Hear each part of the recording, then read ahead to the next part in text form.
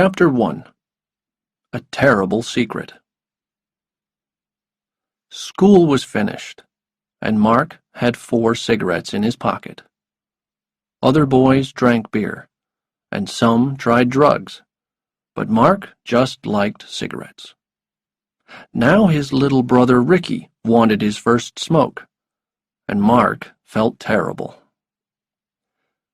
The boys walked down a narrow path into the trees behind their home. Home was a trailer in a trailer park in Memphis, Tennessee. Mom wasn't back from work yet. Dad wasn't there either.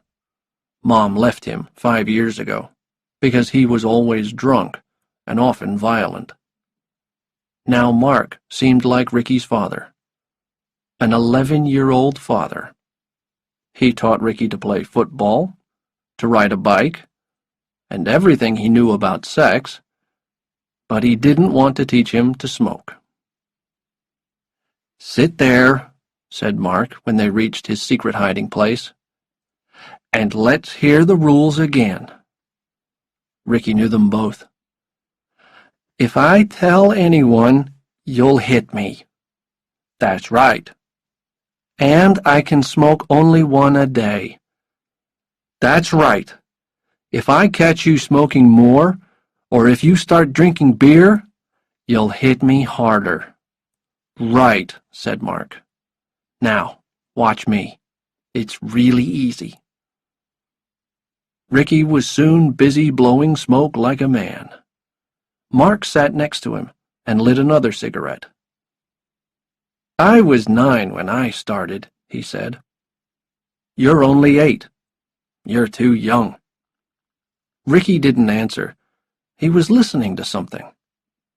Then Mark heard it too, and they stopped smoking. "Just sit still," Mark said softly.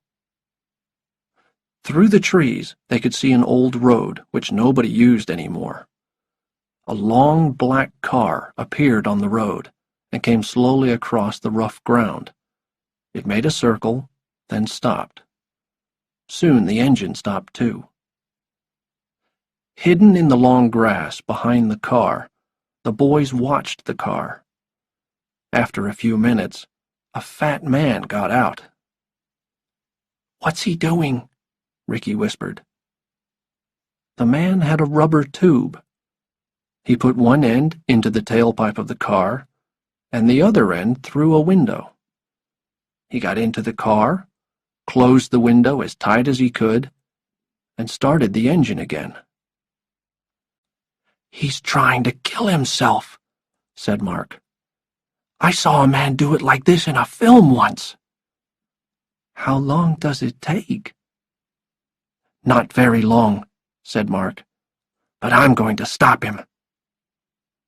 Mark crawled to the car, pulled away the tube, and crawled back.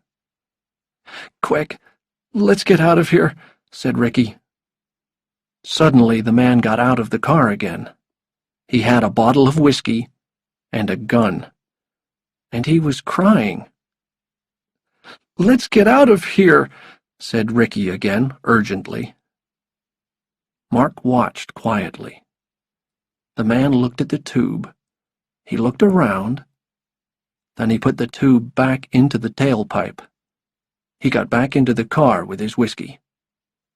"Mark, please, let's go," said Ricky, and began to cry. "I'll try one more time," said Mark. Ricky watched his brother crawl forward again, and then the man saw Mark. He fell out of the car and grabbed him. "You little—" he shouted as he hit Mark. "Get into the car!" Ricky, in shock and fear, wet himself. The man pushed Mark into the car and hit him again. Then he laughed. "My name's Jerome Clifford. Romy to my friends. What's yours?" "Mark," said Mark. Romy laughed. "Here," he said. "Take the whiskey, son. Let's die together." Mark took the bottle and pretended to drink. He smelled gas. He looked at the gun on the seat. "We'll be dead in 5 minutes," said the man. Mark looked in the mirror and saw Ricky crawling towards the back of the car. "Why are you doing this?" he asked. "Give me the whiskey," said the man. Mark looked at the man. If he gets drunk, he might go to sleep, he thought. He passed the whiskey. "It's because of the body," said the man. "It's at my house. I'm a lawyer. My client killed a senator. The FBI is looking everywhere for his body, and my client hid it in my garage. Can you believe it? Right there, under my boat." Mark smelled the air again. No gas now, thanks to Ricky. "Who's your client, Romy?" he asked. "Bury the blade," said Romy. "He's a member of the Mafia in New Orleans. Now he wants to kill me because I know about the body. But he can't, because the gas will kill us first." He laughed and drank more whiskey. Soon he was drunk and asleep. Mark gently opened the car door and ran to where Ricky was hiding. "I pulled the tube out," said Ricky in a high voice. Mark lit a cigarette and watched the car. Suddenly, the door fell open, and the lawyer came out with the gun in his hand. He saw the tube and started screaming. His wild red eyes looked round for Mark, but Mark was well hidden in the long grass. Then he stood still, put the gun in his mouth, closed his eyes, and fired. Ricky made a low noise, like an animal in pain, and ran. Mark looked at the dead man and thought, "Here's trouble." He followed Ricky home. When he got there, he called 911 for the police. He knew that every 911 call was recorded. "There's a body on the old road behind Tucker Trailer Park on Highway 17, he said. "We need your name, son." Mark said nothing and put the phone down. Chapter 2. In Trouble with the Cops. Ricky was sick. He seemed to be crying, but there were no tears. His skin was cold and wet. His thumb was in his mouth. His eyes were open and his body was shaking. Mark was worried. He remembered a television program about some kids who saw a horrible accident. After that, their thumbs were in their mouths, like babies, for a year. "Mark," said his mother, "how did you cut your face?" Mark didn't want to lie to his mother, but he didn't want to tell her about the man with the gun either. "It's a long story, Mom," he said. Diane sighed and bit her nails. They were sitting in a small room in St. Peter's Hospital. She lit a cigarette and watched her younger son. When she got home from work and saw Ricky, she had called the family doctor. He had called an ambulance immediately. Now they were waiting for a hospital doctor to look at Ricky. It was past supper time, and Mark was restless. He opened the door. "I'll go and get us a hamburger, Mom," he said. Mark stepped outside the room, and a hand grabbed him. He looked up into the face of a cop. "Mark Sway?" asked the cop. Mark nodded. "We've found the body," said the cop. "What body?" said Mark. Come on, Mark.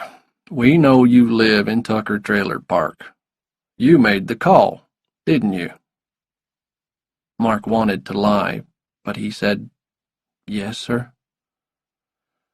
"Well, Mark, let's go and get those hamburgers," said the cop, and he took Mark down to the hospital cafe. "How did you find the body, Mark?" "My brother and I were playing in the trees." "Did you take any drugs?" "No, sir." "But you were smoking," said the cop. "We found your dead cigarettes. Stay away from drugs, son." "Yes, sir." "Did you see the man before he shot himself?" "No, sir." "So you just found him dead. Have you ever seen a dead body before?"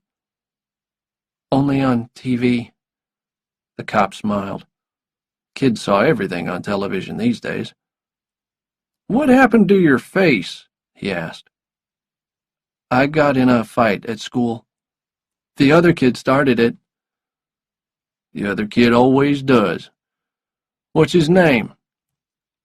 "You don't know him," said Mark. "Well, I might want to talk to him," said the cop. "Now tell me, why didn't you give your name to 911? "I don't know." "Come on, Mark. You must know why." "I don't know. Afraid, I guess." Mark tried to look very young and innocent. "Do you think I'm lying?" "I don't know, kid. Your story is full of holes," said the cop. "I think you were there, smoking, in the trees, and I think you saw the whole thing. That's why your brother's in shock, isn't it? That's why you're afraid." Mark's heart stopped, and his blood ran cold. He tried to seem calm. His hands were shaking, so he sat on them. Things were happening too fast. Could he go to prison? Could Ricky go mad? He needed time to think. "Eat your food now," said the cop. "We'd better get back to your mom. You can bring your Coke with you." Chapter 3. Evidence. News of Jerome Clifford's death traveled fast to the Mafia in New Orleans. His client, Barry Muldanno, was not sorry, but he was worried. Barry the Blade, or simply the Blade as he liked to be called, wore shiny suits and a lot of gold. Barry enjoyed a fast life and liked people to be afraid of him. His lawyer certainly was, and that's why he killed himself. Barry liked to spend hours on his long black hair. His face was often in the newspapers these days because of the trial. He had killed a senator, and his trial for murder was to take place in 4 weeks. Barry was not worried about the trial, because nobody could find the senator's body.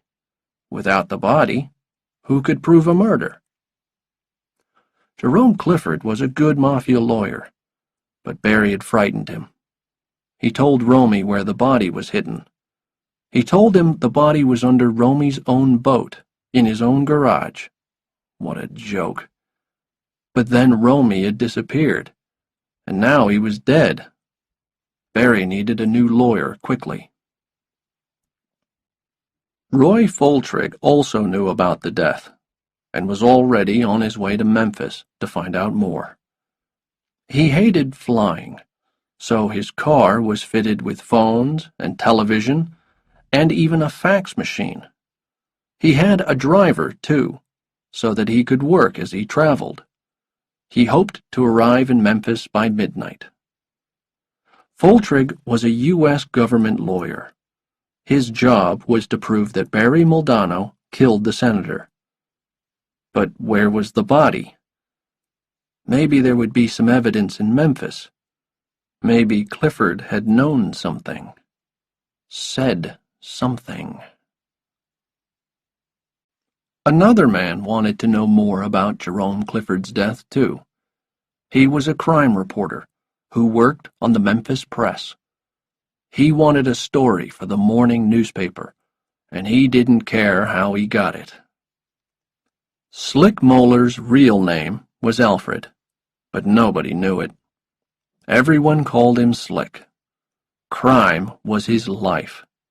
He knew everyone, talked to everyone, and never named anyone who trusted him with secrets. He often knew about a crime before the cops. He knew them all and drank coffee with them in all-night coffee bars. He had spent the morning at their head office, and now he was in St. Peter's Hospital. Slick knew there was something interesting about this death. He knew Clifford was Barry Maldondo's lawyer. He knew Roy Foltrigg was coming to town. He knew about the two boys, and that one of them was in shock. And he knew some things that Mark didn't know. Jerome Clifford had left a note which nobody could read, and there were strange fingerprints on his whiskey bottle. The FBI now controlled the case. Two FBI detectives waited for Roy Foltrigg. One was Jason McThune, FBI Memphis, and the other was Larry Truman, FBI New Orleans. They had the dead man's car and all the other evidence. They knew someone had been in the car with Jerome Clifford because there were fingerprints on the whiskey bottle. "Whose are they?" said Truman. "Maybe the kids," said McThune. "How can we check?" "I'll get you his Coke bottle," said one of the cops. "You can check that." Chapter 4. Lawyers and FBI Men. Mark was a thinker and a worrier. When he couldn't sleep, he went for long, secret walks. It started when his mother and father were fighting. He wore dark clothes and left the trailer to move like a thief through the night. He saw lovers, and he saw crime. He learned much, but he never told. He loved to sit on the hill above the trailer park and enjoy a quiet smoke. He was glad to find peace when he got home. Now his mother and his brother were asleep in the hospital room, but Mark was still awake. He watched them sleep for 20 minutes, and then got bored. He was not afraid of strange places. He quietly covered his mother with a blanket and left the room. The hall was quiet and empty. He took the lift down to the cafe. There were two people at one of the tables. One was in a wheelchair. The other was offering him a white card. "My name's Gil Teal," he said with a big smile. "Did you have an accident? Maybe I can help you." The other man didn't smile. "Road accident," he said. "2 broken legs." Mark could see he was in pain. "Well," said Gil Teal, "I'm a lawyer, and maybe you have a case. Who hit you?" The other man looked at the lawyer carefully. "It was an Exxon lorry," he said. "He didn't stop at a red light." "Great," said Gil Teal. "I've got money from Exxon before. What have you got, 2 broken legs? I can get you $600,000 for that." "I talked to another lawyer today. He said he could get me $1 million. "He's lying," said Gil Teal. "Trust me. But maybe we can get more. Are you married? Have you got kids?" "3 kids," said the man. He looked tired. "Great," said Gil Teal. "For a family, we can get more. $500 a month until you get back to work. Look, choose me, and you'll get the best. I promise." "I'll think about it," said the man. "Can I call you tomorrow?" said the lawyer. "No," said the man. "I said I'd think about it." Gil Teal got up. "Okay," he said. "You think about it. You've got my card." He shook hands and left. The man in the wheelchair pushed himself away, leaving the card on the table. When he had gone, Mark took the card. He looked at the name and the address. He put the card in his pocket and sat back to watch the television. Roy Foltrigg liked to be on television. He really enjoyed those moments when the cameras were waiting for him. Just at the right moment, he would arrive, walking quickly, holding his hand up like a very important man who would love to answer questions but just didn't have the time. He spent many pleasant moments watching videos of himself arriving at important places. Tonight, however, there were no cameras, and no reporters when he arrived at the FBI offices in Memphis. It was after midnight. Jason McThune and Larry Truman introduced themselves. There was only one chair, and Foltrigg took it. McThune explained the facts quickly. He told Foltrigg about finding the car, what was in it, the gun, the time of death, and about Mark Sway. "Mark and his younger brother found the body and told the police. They live about half a mile away in a trailer park. The younger kid is in hospital now. He's in shock. His mother, Diane, is with him, and Mark is there too. He's lying." "What's he lying about?" asked Foltrigg. "He says he arrived after Clifford shot himself, but we don't believe him," said McThune. "First, his fingerprints are all over the car, inside and out. They're on Jerome's whiskey bottle, and they're on the tailpipe, too." "How did you check his prints?" asked Foltrigg. "Off a bottle of Coke he drank tonight," said McThune. "Next, we found 3 cigarettes near the car. We think the boys were having a quiet smoke when Clifford arrived. They hid and watched him.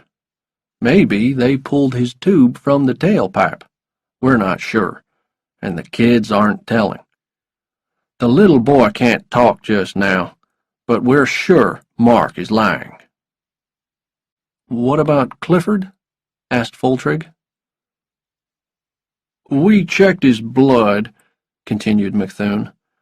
"He was drunk, and full of drugs, too. We can't know what he was thinking. We know he left New Orleans in the morning, and we think he bought the gun here in Memphis." "Why Memphis?" "He was born here," said McThune. "Maybe he wanted to die where he was born. He left a note," he added, picking up a piece of paper. "It tells his secretary what to do after his death. We couldn't find the pen that wrote it." Foltrigg took it from him and read it. "What's this at the bottom?" he asked. "The ink is different. It says, 'Mark, where are—' but I can't read the rest." "Right," said McThune. "We can't read that bit either. We found the second pen in the car, so maybe Clifford used it there, but he was too drunk to write clearly." Foltrigg listened with his mouth open. "So what does it mean?" he asked. "There's no Mark in Clifford's family," said McThune. "We checked. So we think the note is for Mark Sway. But how did he know Mark's name unless he talked to him." "Why would the kid lie?" "Because he's afraid," said McThune. "We think he was in the car. We think he and Clifford talked about something. At some point, the kid left the car. Clifford tried to add something to the note and then shot himself." Foltrig's mouth was open again. "Maybe the kid's afraid because Clifford told him something he doesn't need to know," finished McThune. Foltrig shut his mouth, put the note on the desk, and cleared his throat. "Have you talked to the kid?" he asked. "Not yet," said McThune. "We'll do that first thing in the morning. We'd like to talk to his little brother, too, but we'll have to ask his doctor." "I'd like to be there," said Foltrig, thinking about the body. "We must know everything Mark Sway knows." Chapter 5. In the Hospital. Mark was asleep in front of the television when a nurse found him next morning. She gave him some orange juice and took him to Ricky's room. "Dr. Greenway is here," she said, "and he wants to see you." Diane looked tired. She stood at the foot of Ricky's bed, and her hands were shaking. Mark stood next to her, and she put her arm on his shoulder. They watched as the doctor touched Ricky's head and spoke to him.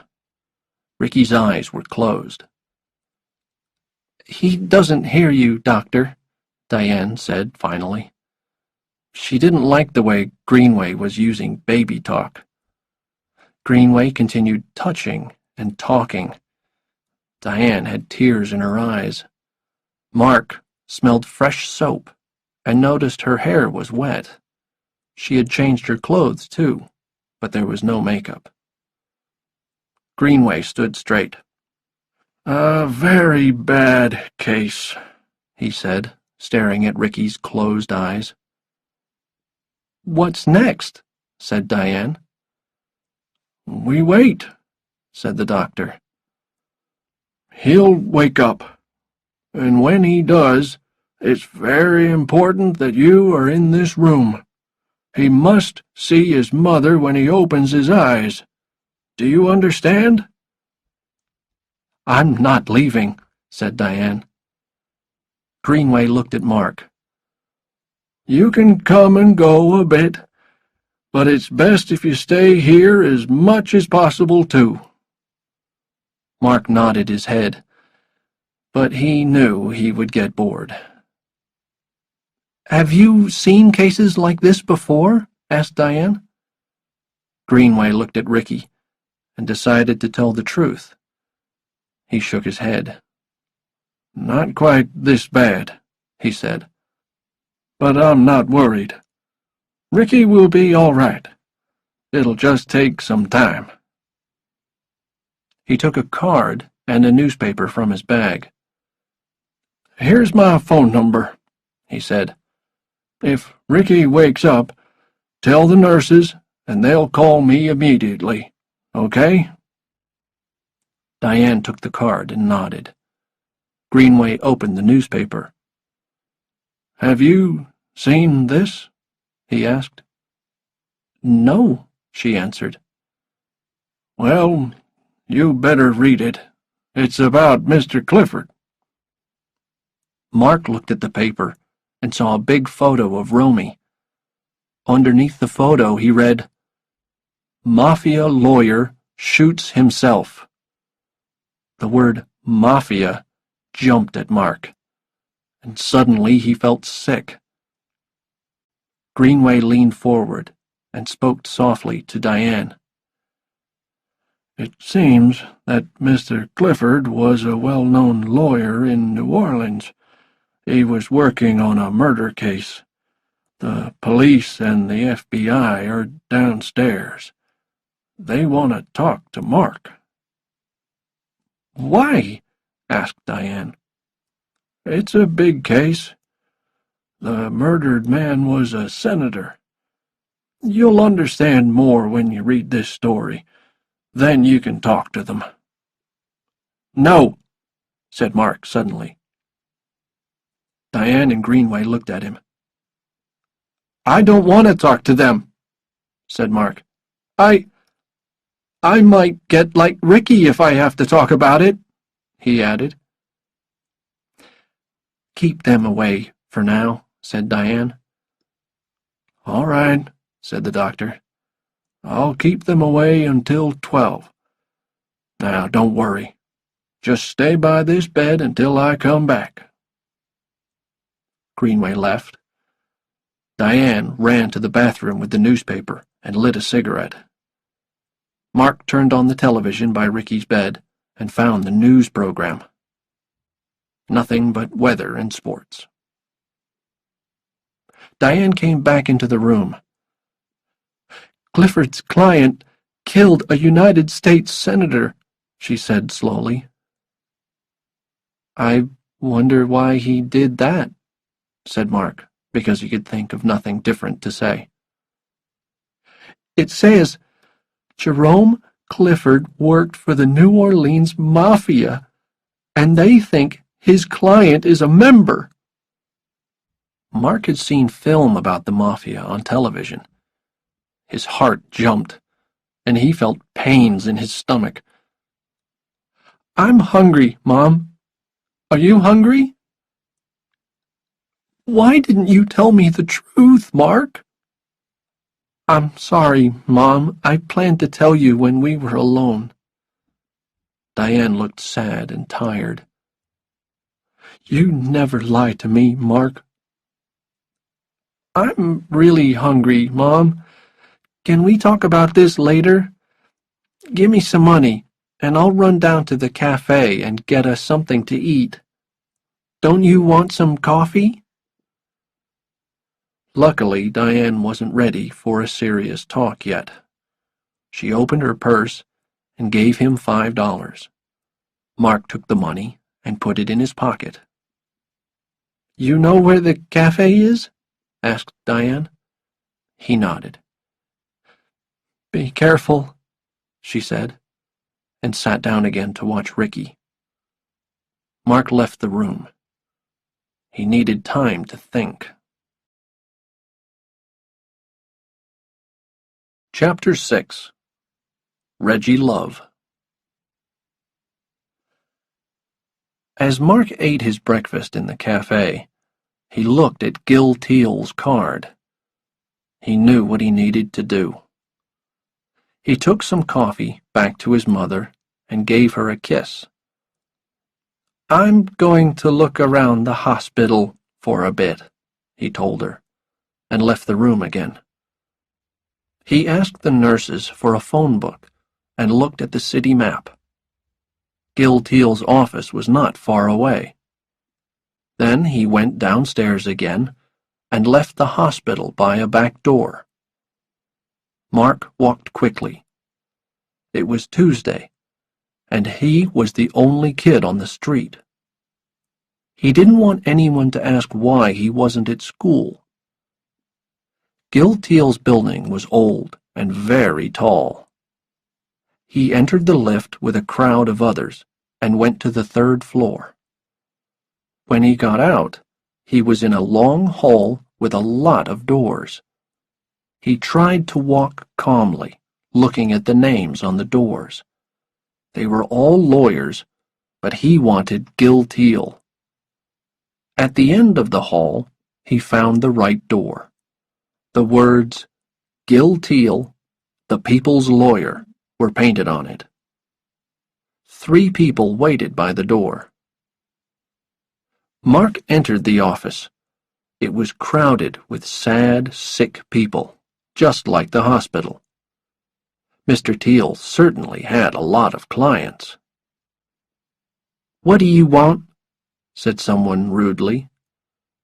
Mark answered softly, "I'd like to see Mr. Teal." "Does he know you?" "No, ma'am." "Did you have an accident?" "No, ma'am." Well, you're in the wrong place. Why do you need a lawyer? It's private, said Mark. Look, kid, you see all these people? They're all waiting to see Mr. Teal. He's a very busy man, and he only takes accident cases. Okay, said Mark. He was glad to leave the crowded office.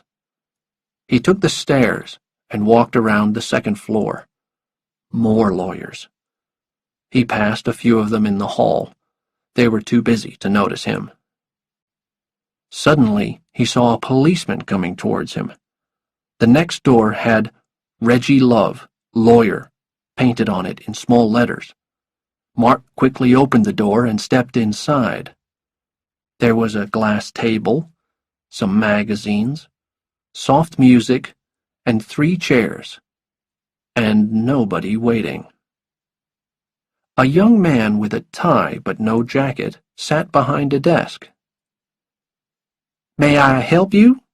he said quite pleasantly. "I'd like to see a lawyer." "Aren't you a bit young?" "Yes, but I'm having some problems. Are you Mr. Love?" "No, I'm Clint. I'm Reggie's secretary." "Then I need to see Reggie," said Mark. "What's your name?" asked the secretary. "Mark Sway." "Are you in trouble, Mark?" "Yes." "What type of trouble? You need to tell me a little bit about it, or Reggie won't talk to you." "Well," said Mark, "I have to talk to the FBI at 12, and I think I need a lawyer." This was good enough. Clint went away for a moment, then came back. He took Mark to the lawyer's office. "This is Mark Sway," he said. "Hello, Mark," said the lawyer. "I'm Reggie Love." Mark looked at the lawyer in surprise. Reggie Love was a woman. Chapter 7. Lawyer and Client. Reggie Love was 52 years old, and had been a lawyer for only 5 years. The first thing that Mark noticed about her was her hair. It was gray and very short, shorter than his. Her eyes were green, and she wore round black glasses. Her dress was black too. She put out her hand, and Mark shook it. "Would you like something to drink?" she asked him. "No, ma'am." She crossed her legs. "Mark Sway, right? Please don't call me ma'am. I'm old enough to be your grandmother. But you can call me Reggie, okay?" "Okay." "How old are you, Mark? Tell me a little about yourself." "I'm 11. I go to school at Willow Road." "Now, why aren't you in school this morning, Mark?" "It's a long story." "Clint said that you have to meet the FBI at 12 today. Is this true?" "Yes," said Mark. "They want to ask me some questions at the hospital." "The hospital?" She took out a piece of paper and a pen. "It's part of the long story. Can I ask you something, Reggie?" It was strange calling this lady by a man's name. "Sure," she said with a smile. "If I tell you something, will you ever repeat it?" "Of course not." "Never?" "Only if you tell me I can repeat it. Talking with a lawyer is like talking to your doctor. What we say is secret and held in trust. Do you understand?" What if I tell you something that no one but me knows? I can't repeat it. Something the police really want to know? I can't repeat it, she said again. Any more questions? Yes. Where did you get the name Reggie? My name used to be Regina. I was married to a doctor. Then all sorts of bad things happened and my husband left me. I changed my name to Reggie and became a lawyer. My father left my mother. Oh, I'm sorry. Don't be sorry. My brother and I were really happy about it. He drank a lot and hit us. He hit Mom, too. Me and Ricky always hated him. Ricky's your brother? Yes, he's the one in hospital. What's the matter with him? It's part of the long story. Would you like to tell me this story? Mark was silent. He wasn't ready to talk yet. Are you afraid, Mark? A bit. One person is dead, one is in the hospital. The police and the FBI want to talk to me. Look, Mark, she said. First, you have to pay me something, and then I'm your lawyer. I guess you don't have much money, do you? Mark pulled $1 from his pocket and handed it to her. This is all I've got. She put the $1 on the desk and said, Okay, now I'm the lawyer and you're the client. Let's hear the story. Mark took a long breath and looked at the floor. He told her about Ricky and the cigarettes and the car and the man. Reggie asked questions and wrote everything down. Mark told her everything except what Romy had said about the body. An hour after they started, Reggie took a break. Clint brought a newspaper and she read the story twice. Then she read her notes again. Mark walked around the office as she read. His lawyer looked very worried, and he nearly felt sorry for her. He really liked her. He sat down again. What are you afraid of, Mark? She said at last. Lots of things. I've lied to the police, and I think they know it. My little brother's very sick because of me. I haven't told the truth to his doctor either. I don't know what to do, and that's why I'm here. What should I do? Reggie said thoughtfully, Have you told me everything? Almost. Have you lied to me? No. Do you know where the body is? I think so. I know what Jerome Clifford told me. Do you want to tell me where it is? She asked slowly. I'm not sure, said Mark. I'm afraid to tell. I don't want anyone to know that I know about the body. Romy told me his client kills people. He's in the mafia. And if he thinks I know the secret, he'll want to kill me too. But the cops and the FBI want to talk to me. Do you think I should tell them? Reggie stood and walked slowly to the window. She wasn't sure. Mark was safe now, but would he be safe if he told? Let's do this, Mark. Don't tell me where the body is. Maybe later, but not now. And let's meet with the FBI and listen to them. You don't have to say a word. I'll do the talking. And after that, we'll decide what to do next."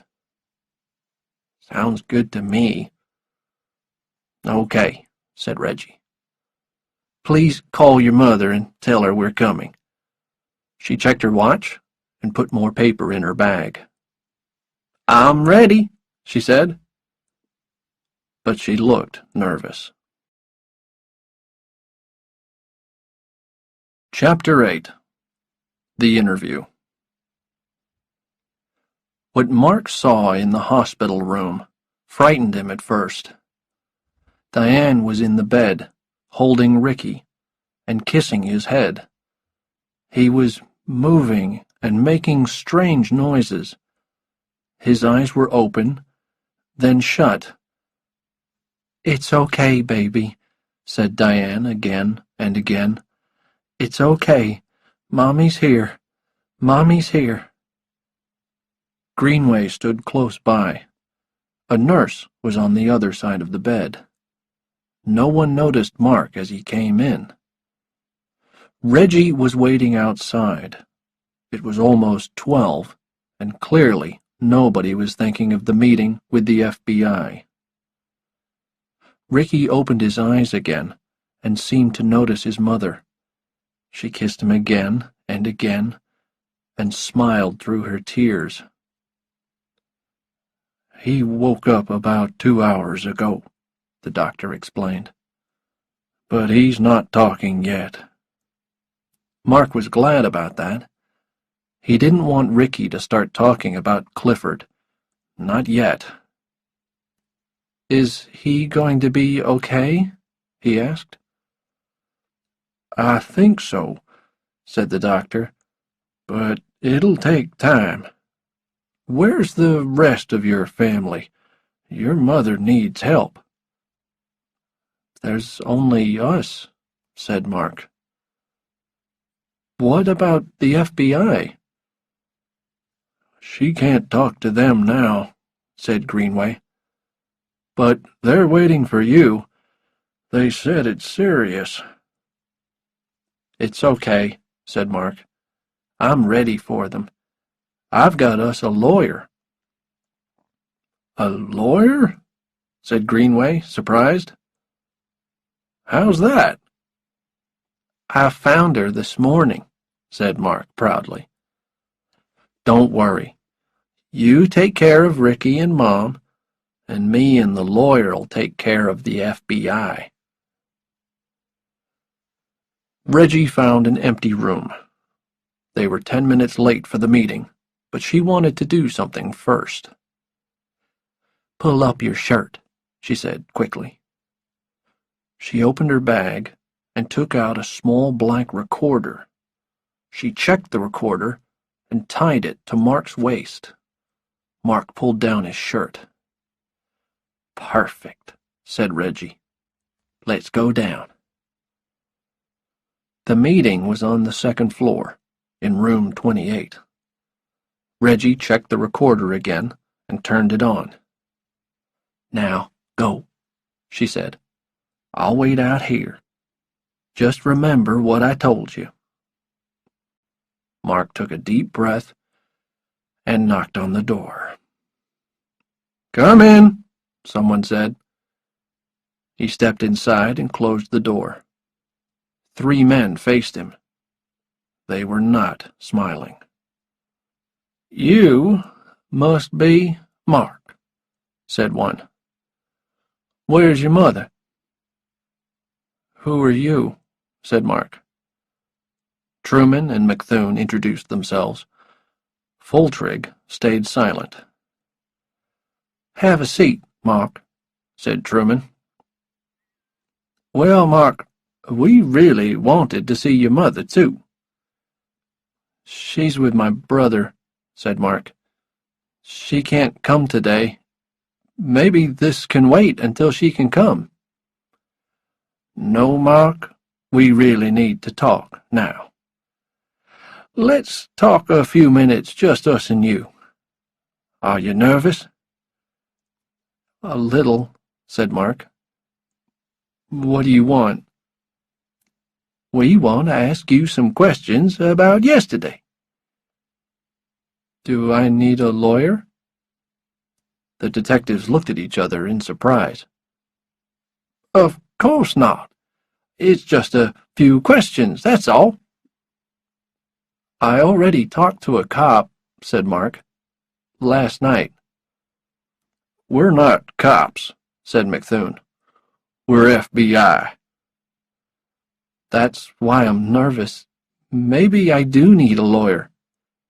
What for? To protect my rights? The men smiled at each other. You've been watching too much TV, kid, said McThune. You don't need a lawyer. Well, can't we wait until my mother can be here? They smiled again. Not really, Mark. We can wait if we have to. But you're a clever kid, and we're in a hurry. We just have a few questions for you. Okay, said Mark. If I have to. Right. First, was Jerome Clifford already dead when you and Ricky found the car yesterday? Do I have to answer the question? Yes. We need to know the truth, Mark. What happens if I don't answer? Oh, lots of things. We could take you down to our office and ask some really hard questions. Could my mother get into trouble? Maybe. What kind of trouble? Now the men began to look nervous. They knew they shouldn't talk to children without first talking to their parents, but they kept trying. Mark, if a person knows about a crime and doesn't tell the police or the FBI, they might be punished. You know? Go to prison or something like that. So, if I don't answer your questions, me and Mom might go to prison? The men looked at each other again. Why don't you want to answer the question, Mark? Are you hiding something? I'm just afraid, said Mark. I'm just 11 years old, and you're the FBI, and my mom's not here. Truman sat forward and looked serious. Mark, was Jerome Clifford already dead when you and Ricky found him? I need to go to the bathroom, said Mark, and got up. Okay, Mark, take 5 minutes. We'll wait. Mark left the room and closed the door behind him. The men waited patiently. They knew Mark would talk, but when the door opened again, it wasn't Mark. They stood up in surprise. Keep your seats, said the lady who walked in. Who are you? One asked rudely. We're in a meeting. I'm Reggie Love, she said. I'm Mark Sway's lawyer. The men looked shocked and sat down again. Now, said Reggie, did you try to talk to my client when his mother wasn't with him? No, said Truman. But he tells me you did. He came here alone, said McThune quickly. We were just having a friendly talk while we waited for her. Did you tell Mark he should talk to a lawyer? We maybe joked about that, said McThune. Mark didn't ask you if he needed a lawyer? They shook their heads. Did you advise him of his rights? Well, of course not. He's not a criminal, he's just a kid. Reggie slowly opened her bag and took out the black recorder. It's all here, boys, she said. Do you want to hear it? You tried to question him without his mother present. You told him he didn't need a lawyer. You didn't tell him his rights, and you said he might go to prison." The room was silent. "Well, boys, from now on, I want the truth from you," she said. "Now tell me what you want to know from my client." They told her. "I see," said Reggie. "You boys really need the body, don't you? And you think Mark can help. Well, I'll talk to him some more, and I'll meet you in my office around 3. "Thank you, Miss Love," said McThune politely. "It's Reggie," said Reggie. "Just call me Reggie." Chapter 9. The Reporter. Barry Muldanno was pleased with his new lawyer. He was clever, and he was quick. When the lawyer showed him a copy of the Memphis newspaper, Barry went to see his Uncle Johnny. Johnny was head of the Mafia in New Orleans, and it was time for Barry to explain a few things. First, he explained about the senator's body. Uncle Johnny was not amused. Then he explained about telling Jerome Clifford. "So what?" said Johnny. "Clifford's dead now." Then Barry explained about the 2 boys who found him. "What if Romy told them about the body?" said Barry. Uncle Johnny became angry. "You've done a stupid thing, Barry," he said.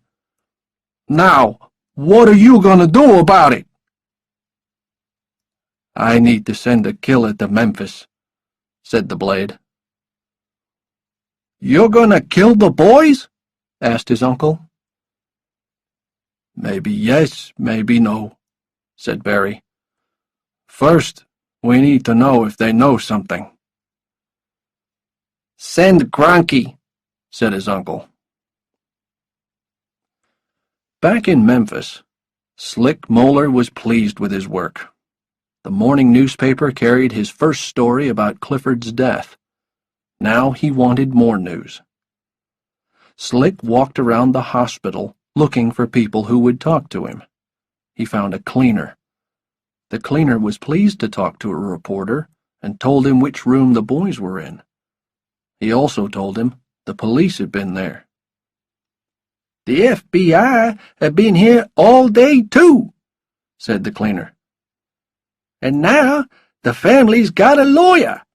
Reggie someone. Don't know his other name." Slick waited near Ricky's room until Mark came out. "How's your brother?" he asked in a friendly way. "He's doing great," said Mark. "Who are you?" "I'm a reporter," said Slick. "I'm working on a story about Clifford. The cops say you know more about it than you're telling." "When's the story coming out?" asked Mark. "Maybe tomorrow," said Slick. Mark felt sick.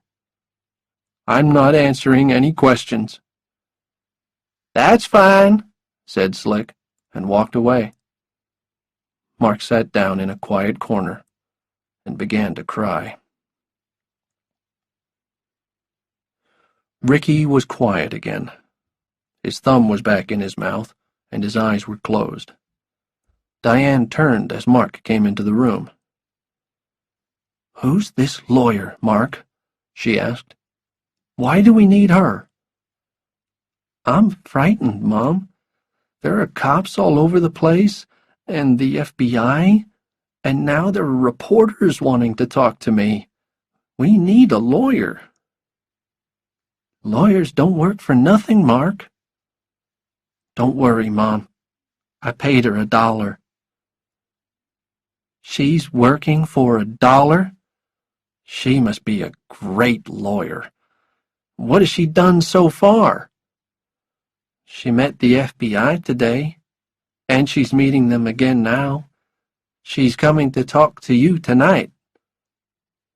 "Mom, I need to tell you some things about me and Ricky." And Mark told Diane what he and Ricky had seen. "That's why Ricky's in shock," said Mark. "Will you explain to Dr. Greenway? It might help him to help Ricky." "Okay," said Diane. "You've done nothing wrong trying to help that man. But why did you lie to the doctor?" "Tell him I only just remembered," said Mark. "Tell him I was in shock, too, a bit like Ricky. But now I remember." "I'll tell him," said Diane. Chapter 10. The Mafia Arrive. The photos in Wednesday's newspaper were from the Willow Road school book. They were a year old, but they were the best Slick could find. Under the photos were their names: Mark Sway, Ricky Sway. The story told more about Clifford's death and said Ricky was in shock at St. Peter's Hospital. The story also said a lot about Mark: how he called 911 but didn't give his name, about his fingerprints in the car, and about the FBI wanting to talk to him. "You're famous," said a nurse, giving Mark the newspaper. "What is it?" said Mark, suddenly seeing his own face. He read the story slowly. "This is bad," he thought. "Now the Mafia knows where to find me." Mark was on his way to the cafe for breakfast. He gave the paper back and walked to the lift. The door opened, and he stepped in. It was empty. It was still early. At floor number 8, the lift stopped, and a man stepped in. He wore a white coat and jeans. Mark didn't look at him. He was tired of meeting new people. The door closed, and suddenly the man grabbed Mark. He had a knife. He pushed his horrible face near Mark's.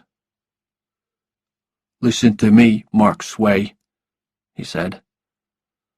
"I don't know what Jerome Clifford told you, but if you repeat a single word of it, even to your lawyer, I'll kill you.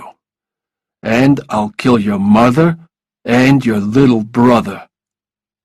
Gronky was doing his job well. Mark was white with fear.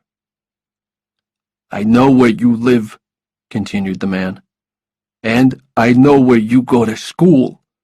You can't escape me. Understand?" Mark's eyes were suddenly wet. He nodded. "Yes, yes, yes." The lift was stopping again. "And if you tell anyone about me, I'll get you," said the man. And he disappeared. Reggie reached her office at 9. Clint made her a cup of coffee and gave her the morning newspaper.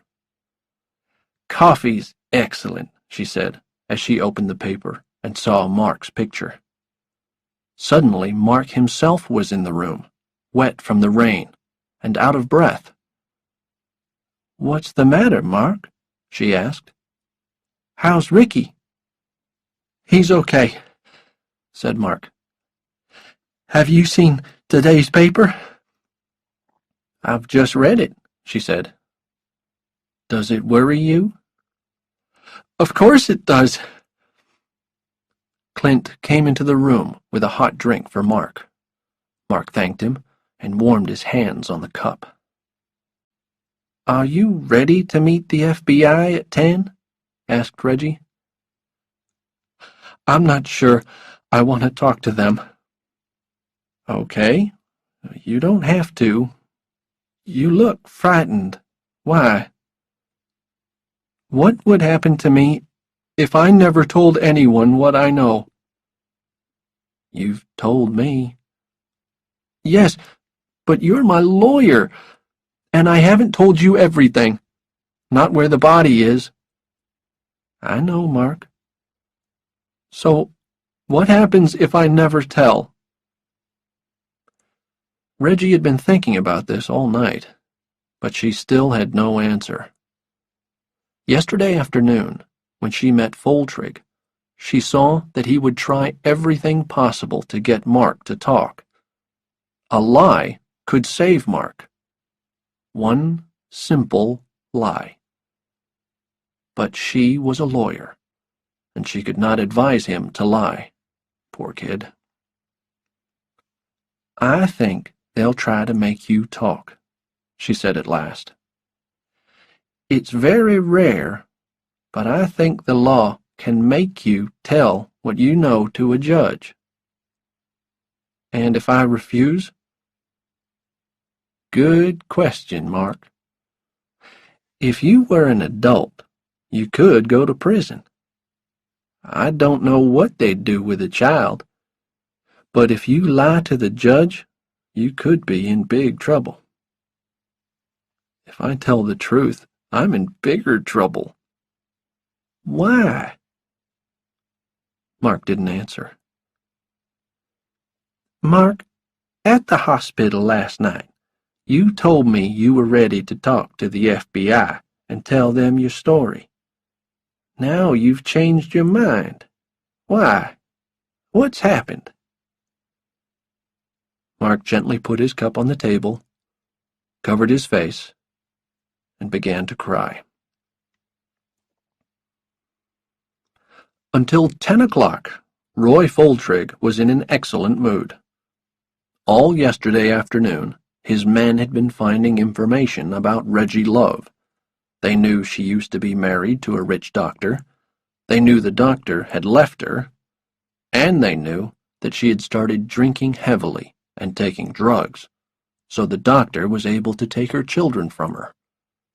Now she had no husband, no children, and no money. And a new name.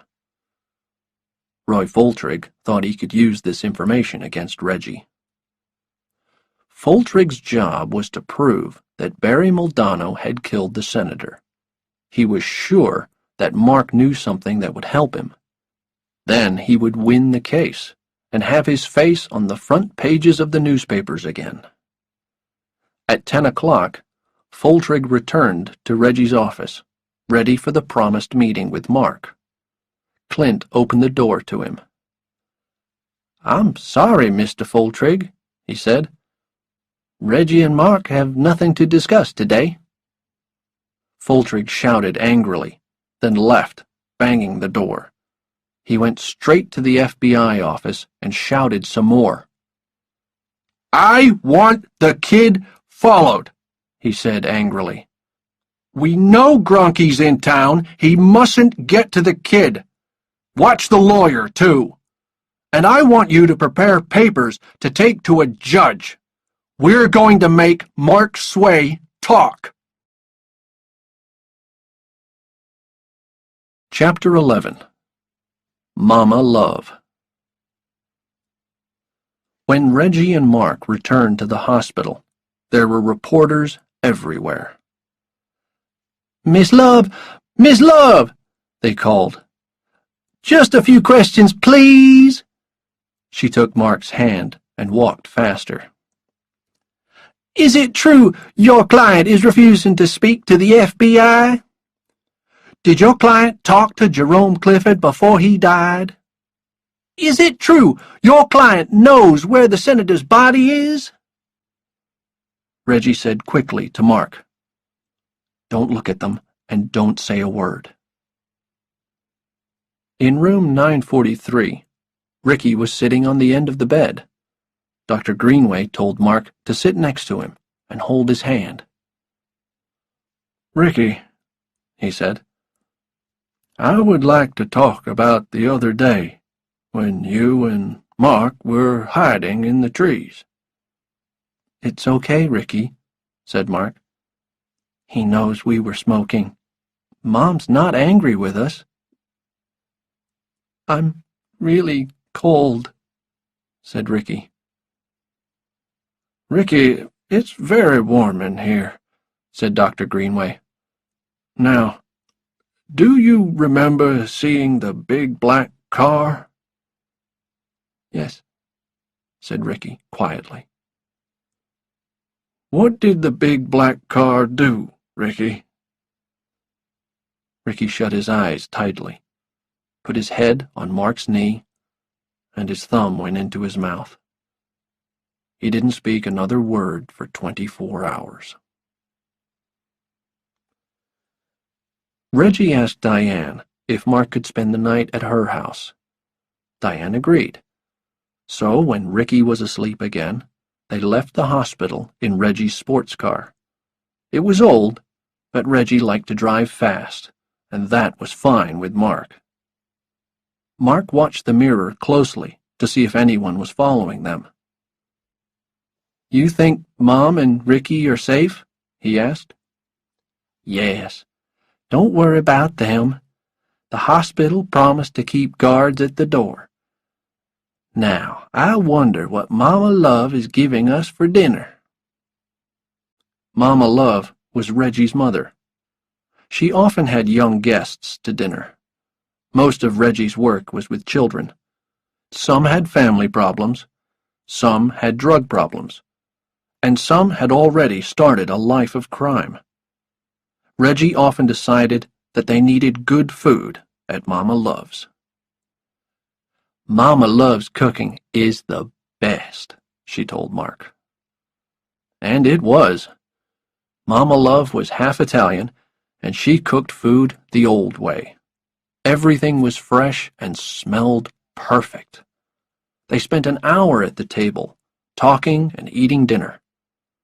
Dinner in the trailer never took more than 10 minutes. After dinner, Mama Love showed Mark some photographs. "Reggie's children," she said. "I never see them now. One's on drugs, and the other has big money problems. Their father took them and spoiled them. Reggie felt angry at first, but she's got a new life now, and tries not to think about it." Mark's bed was comfortable, and he fell asleep quickly. But around 2 o'clock, he woke up and found himself worrying about Mom and Ricky. Why was he here? His place was with them at the hospital. He got up and stood at the window, thinking about the past 2 days. It had all started on Monday, after school. Now he had missed 2 days of school. When would it all end? As Mark looked into the dark night, he suddenly noticed a small red light. A cigarette. Someone was out there, in the street, smoking a cigarette. Though he couldn't be seen, Mark held his breath. Someone was watching the house. Gronky put out his cigarette and went to his car. The kid was not going to move tonight, and he had something to do. He drove to Tucker Trailer Park. Chapter 12. Things Get Worse. 7:30 a.m. was too early for Reggie, but she had to get Mark back to Diane. Clint called before they left. "Bad news, Reggie," he said. "Mark's picture is on the front page again. Slick Moeller has written another story." When they got to the hospital, they could see the reporters waiting outside the front door. "Follow me," said Mark, and led Reggie through a side door to the kitchens and up the back stairs. "I know this hospital well now, don't I?" he said proudly. His smile dropped when he saw his mother. She was sitting in the hall with a cop next to her. She was crying hard. Mark ran to her. She grabbed him and held him tight.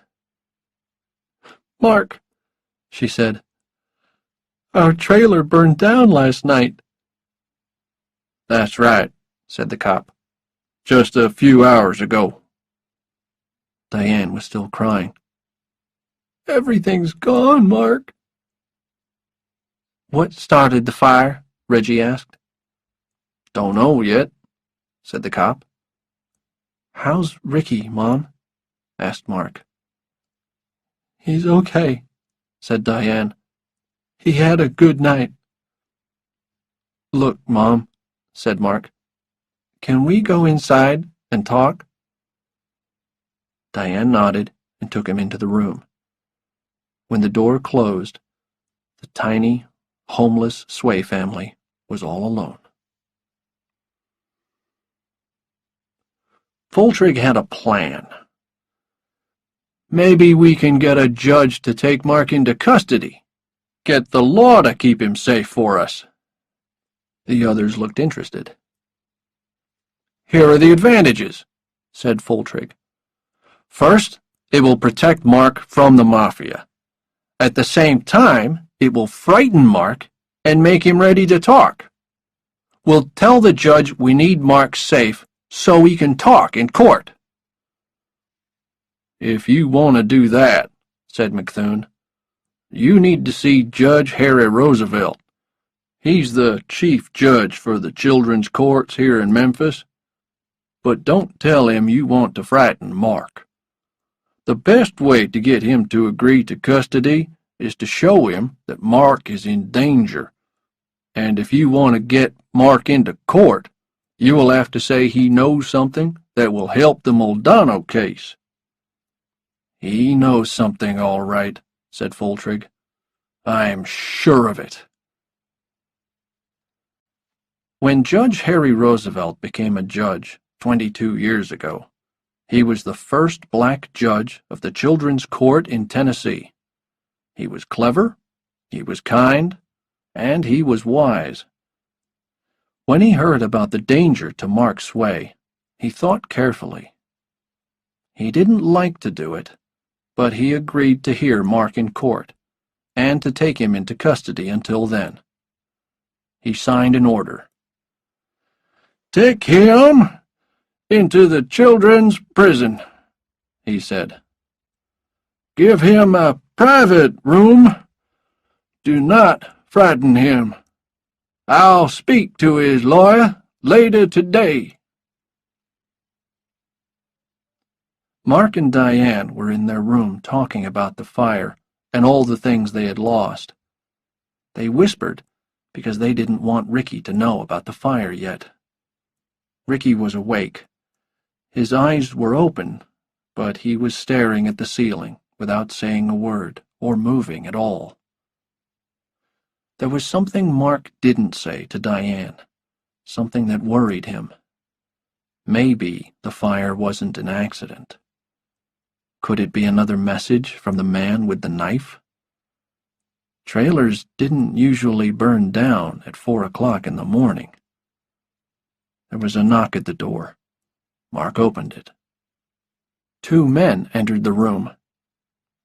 "Memphis Police here. Detective Nassar and Detective Clickman. Looking for Diane Sway?" And they handed Diane some papers. "These are from the Children's Court, Miss Sway," said Nassar. "We're here to take Mark Sway into custody now, ma'am. The judge wants to see him in court this afternoon."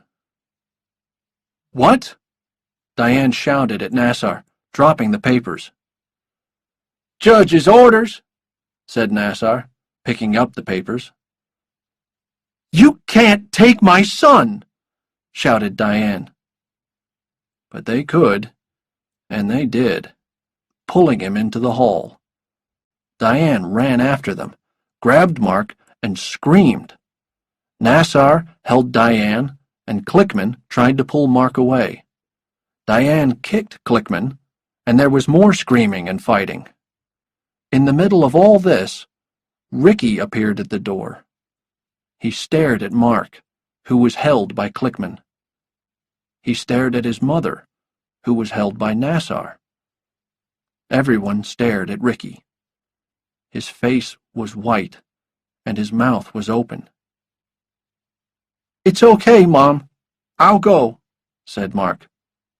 Look after Ricky. And call Reggie. Tell her to come to the prison.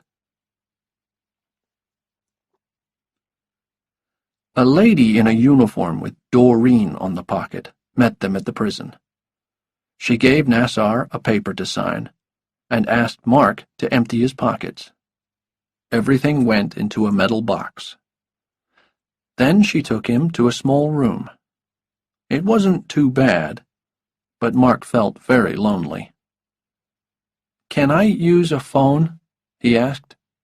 "To call my mom?" Doreen brought him a phone and a phone book. "You can have it for 10 minutes, she said, and locked the door. Mark found the number for St. Peter's and asked for room 943. "Number 943 isn't taking calls just now," he was told. Ricky must be asleep, thought Mark. He tried Reggie. No luck. Then he had an idea. He called a pizza restaurant. "This is Detective Clickman, Memphis Police," he said in a deep voice. "Please send me 40 pizzas for a surprise party here in the police station. I'll pay when they come." When Doreen came back for the phone, Mark looked much happier. Chapter 13. Back to Prison. Reggie didn't hear about Mark until lunchtime on Thursday. She often worked in the children's courts, and she knew Judge Roosevelt well. She rushed to his office. "I'm not surprised to see you, Reggie," he said. "I can't understand why you did this, Harry," she said.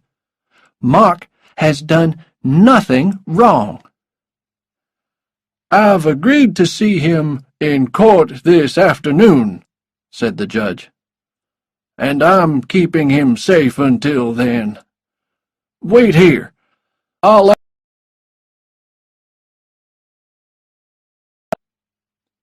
When Mark arrived, he smiled at Reggie. "Don't worry," he said. "I'm okay. But what should I say in court?" Reggie explained carefully. "No one can make you talk," she said. "But the judge can keep you in custody if you don't." "But I've done nothing wrong." "No," said Reggie. "But if the judge asks you questions and you don't answer, then that would be wrong. The law is very clear on this. If you know something that will help a murder case, you can't keep quiet, even if you think you're in danger." "It's a stupid law," said Mark. "Maybe," said Reggie, "but we can't change it today." "I could tell them I don't know anything," said Mark. Reggie wanted to say yes, but she kept silent. At last, she said firmly, "You can't lie in court, Mark." Slick Moeller was waiting outside the courtroom. He saw Mark go in with 2 guards. He saw Reggie go in next, and then the FBI men with Voltrig. He smiled to himself. In the children's court, there could be no cameras and no reporters. He knew Voltrig wouldn't like that. The courtroom door was locked, and Slick waited patiently. When it was unlocked again, he walked quickly into the men's toilets and waited there. Soon, one of the guards joined him. "What happened?" asked Slick. "Now be quick." "The kid wouldn't talk," said the guard. "So he's going back to prison." "What does he know?" "The judge asked him if he knew where the senator's body is, but he wouldn't answer." "What next?" asked Slick. "The judge wants to see him again tomorrow. He's given him 1 night to change his mind." Slick passed the guard $100. "You didn't hear it from me," said the guard. "Trust me," said Slick. Foltrig was shouting again. "That no good judge," he said again and again. "That no good judge! He's too soft! I'm going back to New Orleans. This murder case is a New Orleans job. I can get Mark called to the courts in New Orleans. Then we can really make him talk." But the FBI had other ideas. When Foltrig had left, they asked for another meeting with the judge and Reggie. They wanted to explain how the government could protect Mark and his family if he gave evidence against the Mafia. "It's called the Witness Protection Program," said McThune. "I've heard of it, Mr. McThune," said the judge. "Tell us more about it." "It's quite simple. We move the family to another city. We give them new names. We find a good job for the mother and get them a nice place to live. We make sure the boys are in a good school. We give them some money. And we stay close by." "Well, Reggie," said the judge, "it sounds good." It certainly did. At the moment, the Sways had no home. Diane had a poor job. They had no relations in Memphis. "They can't move just now," she said. "Ricky must stay in hospital." "We've found a children's hospital in Phoenix that can take him right away," said McThune. "It's a private hospital, and of course we'll pay for it." "What do you think, Reggie?" asked Judge Roosevelt. "I'll talk to Diane about it," said Reggie. "Good," said the judge. "And see if she can come to court tomorrow. I'd like her to be there." "I'll try," said Reggie. Mark was also thinking about how to save his family. Doreen was surprised to see him back at the prison. "How long are you back for?" she asked. "The judge didn't say. I have to go to court again tomorrow." "How's your little brother?" Mark put on a very sad face. "He's probably going to die," he said. "No." "Yes," said Mark in a small voice. "He doesn't talk. He makes terrible noises, and he doesn't eat." "I'm sorry." "It's bad. I don't feel so good myself." "Poor kid. Anything I can get you?" "No, I just need to lie down." "Poor kid," she said again. "I'll keep an eye on you."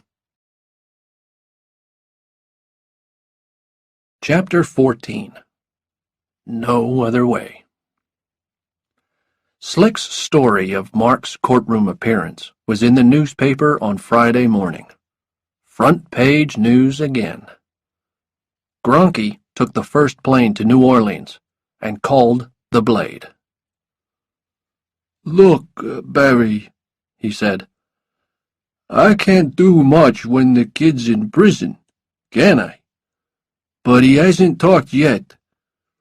Think about it. I got to him with a knife. I burned the trailer. The kid's too frightened to speak." "I don't know, Gronky," said Maldonado. "The kid knows something. Sure you can't get to him?" "We can't kill the kid, Barry. Everyone's watching him." What about his mother or brother?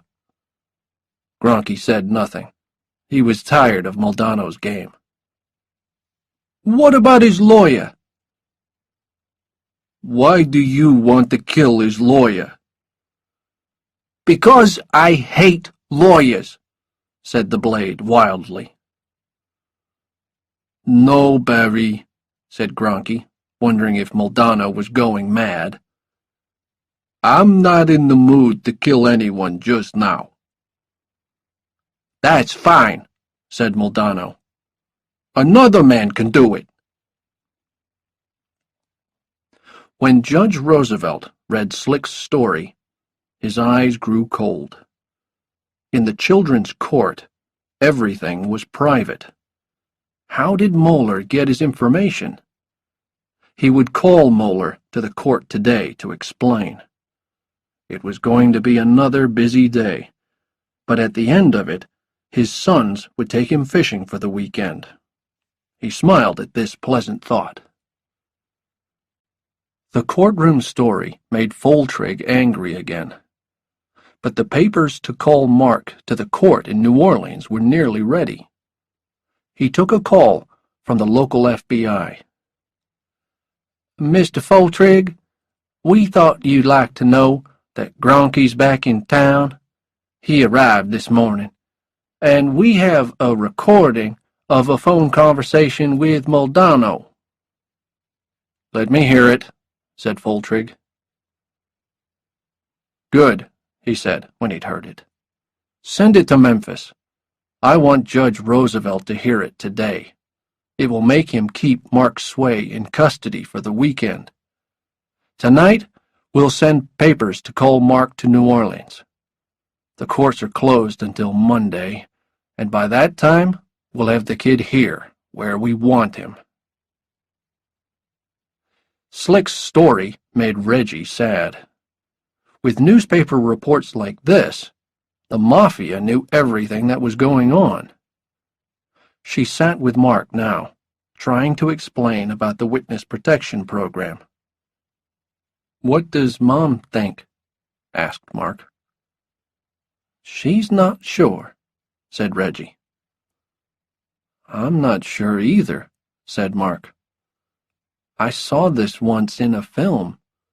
Someone told the truth about the Mafia, and the FBI helped him to disappear. He got a new face, even a new wife. He went to Brazil. What happened? It took the Mafia a year to find him. They killed his wife, too. It was just a film, Mark. There's no other way. It's the safest thing to do. Of course, I have to tell them what I know before they'll do all these wonderful things for us. That's part of the agreement, Mark. The Mafia never forgets, Reggie. You've watched too many films, Mark. It's easy for you, Reggie. You'll be fine. But we'll live in fear for the rest of our lives. There's no other way, Mark. Yes, there is. I could lie. Chapter 15. Escape. Mark didn't lie, but he wasn't ready yet to tell the truth. When the court met again on Friday afternoon, no one was really surprised when he again refused to answer the judge's questions. I'm not going to answer that, he said, time after time. But everyone was shocked by the recording that was played. Reggie's eyes opened wide when she heard Maldonado speak of killing her. The judge agreed that Mark was in great danger and returned him to custody. There was a surprise, though, when Slick Moeller came before the judge. True to his word, the reporter refused to name the person who gave him private information. Well, Mr. Moeller, said the judge, if I can send a child to prison for refusing to tell what he knows. I can do the same for you." Slick knew more than anyone about crime in Memphis, but he had never been inside a prison. Now it was his turn. Back in his prison room, Mark was ready for his plan. For half an hour, he ran around his room until his heart was going very fast and his face was red and hot. When he heard Doreen's key, he lay on the floor, closed his eyes, and put his thumb in his mouth. "Mark!" shouted Doreen when she saw him. "Mark! Oh, you poor kid!" She ran from the room to get help and was back in a few seconds with another guard. "Mark was worried about this," said Doreen. "He's in shock, like his little brother. Look, his skin is all wet, and his heart is going so fast." "Stay here. I'll call an ambulance," said the other guard. "We need to get him to hospital." Everything was confused after that. Nobody wanted a boy to die in prison. When the ambulance came, the guards signed papers to send Mark to hospital, and he was taken at once to St. Peter's. More papers. There were nurses everywhere, and everyone was in a hurry. A nurse moved Mark to a bed. "Sign this," said the ambulance man. "And be quick, we have another case waiting." The nurse signed. The men left, and the nurse went to answer a phone. Mark opened his eyes and saw he was alone. He jumped off the bed and ran into a hall. Nobody noticed him. He disappeared into an empty office and found a phone. "Reggie," he said quickly when she answered the phone. "I'm in St. Peter's. I can't talk now. Please, come and get me. Don't tell anyone. I'll be in the car park." Mark knew how to hide in the hospital. He moved quickly and quietly and found his way to the car park. When Reggie's car arrived, he climbed in and hid on the floor. "Drive, Reggie," he said. "Drive anywhere. Let's go. I'll explain later." When the nurse came back, Mark was not there. Someone's moved him, she thought, and hurried off to another job. When Foltrig's men arrived with papers to take Mark to New Orleans, they checked the prison, and then checked the hospital. Only then did people realize that he was gone. "He's what?" cried Diane. "Go find him," said McThune.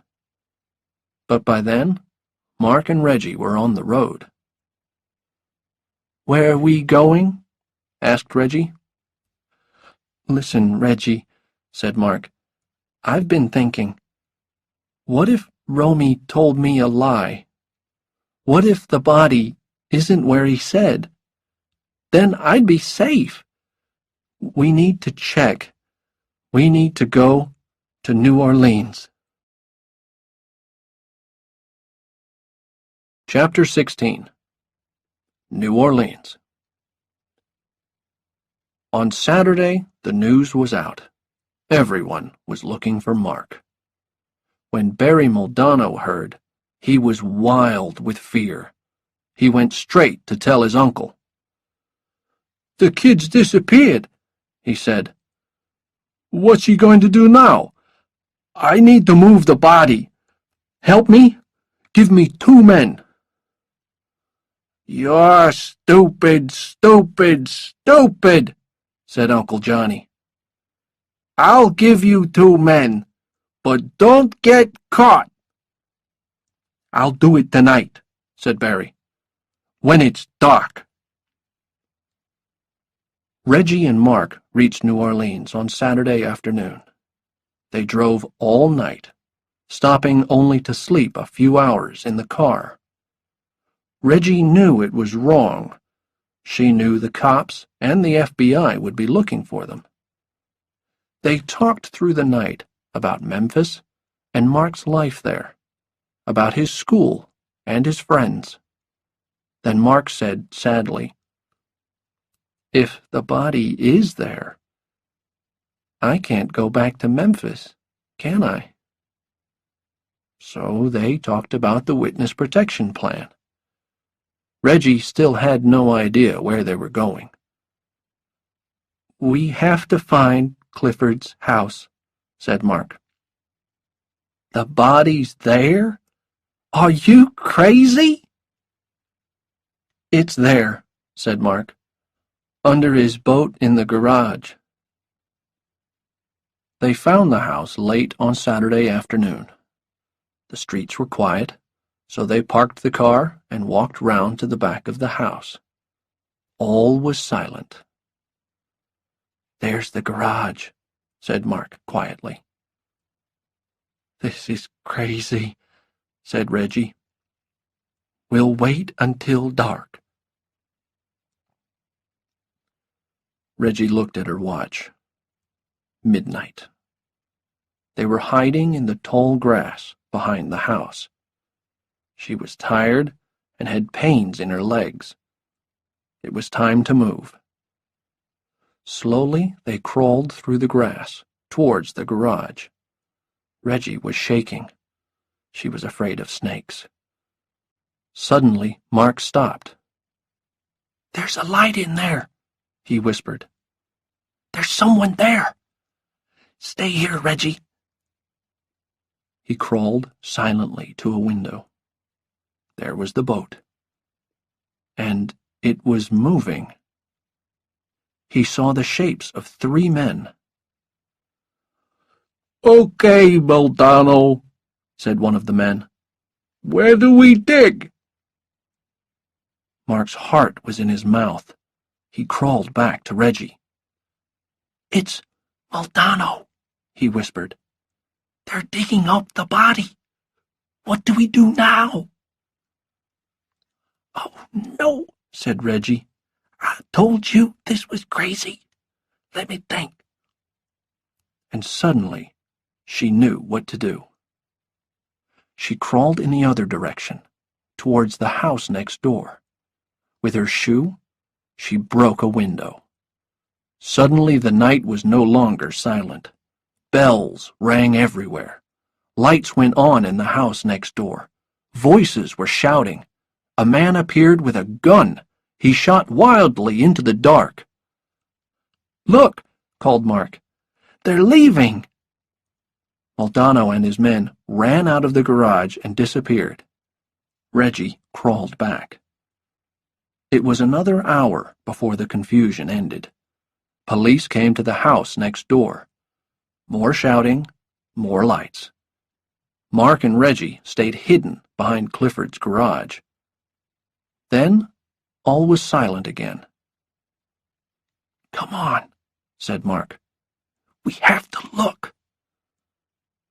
The lock on the garage door was broken. In the dark, they moved towards the boat. Next to it, there was a hole. In the hole was a plastic bag. "We have to look," said Mark again. And they opened the bag. The horrible, dead face of the senator stared up at them. The smell was terrible. Reggie felt sick, but now they knew the truth. "Come on," she said. "I have to make a phone call." Chapter 17.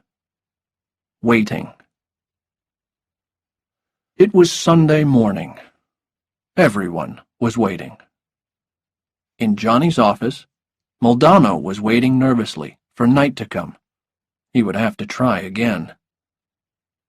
At his home, Foltrig was waiting angrily for news of Mark. He needed him in court on Monday. At the city airport, Mark and Reggie were waiting. They were in a private room with Detective Truman of the FBI. "What time will they be here?" asked Reggie. "Soon," said Truman. "They left an hour ago." "Will they have the papers?" asked Reggie. "Sure," said Truman. "Everything you asked for." Mark was at a window, watching a jet take off. He thought he would like flying. Maybe he would be a pilot. "He's a brave kid," said Truman to Reggie. A black FBI jet landed. "Is it them?" Mark asked excitedly. The door opened, the stairs came down, and McThune appeared. He was followed by Diane, then Dr. Greenway, carrying Ricky. Truman led Mark and Reggie to meet them. Reggie watched while Mark and Diane held each other close. Then she turned to McThune. "You'll take Ricky to a hospital?" she asked. "Agreed. We have a room booked in Phoenix, a private hospital. They're waiting for Ricky." "When he's better, they can choose where to live?" "Agreed," said McThune. "It's all in the papers. I just need you and Ms. Sway to sign." "Mom," said Mark, "I've been thinking, what about Australia? They have real cowboys there. I saw it in a film once." "No more films for you, Mark," laughed Diane. "No more TV. Just books from now on." And she signed the papers. Reggie watched as Mark and Diane walked back to the plane. Suddenly, Mark turned. "Aren't you coming, Reggie?" he asked. "No, Mark, I can't." He bit his lip. "I'll never see you again, will I?" She shook her head. There were tears in her eyes.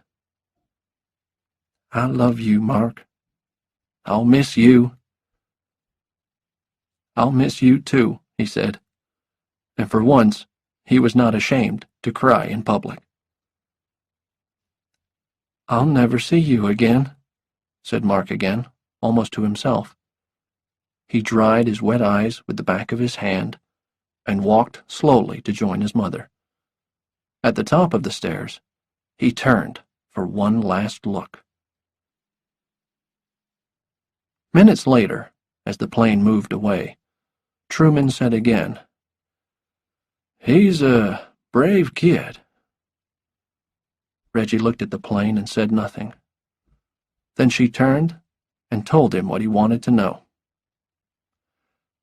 "The body is in the garage behind Jerome Clifford's house," she said. 886 East Brookline. "Thanks, Reggie," Truman said, suddenly ready to leave. "Don't thank me," said Reggie, looking into the clouds. "Thank Mark."